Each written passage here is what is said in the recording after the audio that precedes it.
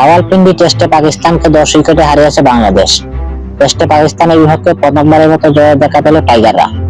ম্যাচে ফিফটি করেছেন লিটন, উইকেটে পেছনে ছিলেন সাবরিল, জিতেছেন এনার্জি প্লেয়ার অফ দ্য ম্যাচের পুরস্কার। আকস্মিক বন্যায় দেশের বিভিন্ন অঞ্চলের লক্ষাধিক মানুষ এখন পানিবন্দী। বন্যা দুর্গতদের সহায়তায় এগিয়ে আসছেন বিভিন্ন পেশার মানুষ। ত্রাণের কাজে যোগ দিচ্ছেন স্বেচ্ছাসেবকরা। এবার বন্যার্তদের পাশে দাঁড়ালেন লিটন। রাজধানীর পুরো অর্থ বন্যার্তদের জন্য অনুদান হিসেবে দিলেন লিটন। পাশাপাশি সবাইকে এগিয়ে আসা আহ্বান জানিয়েছেন এই তারকা। ম্যাচে আগ্রাসী ব্যাটিং করেছেন 50, উইকেটে পেছনে করেছেন 5টি ডিসমিসাল।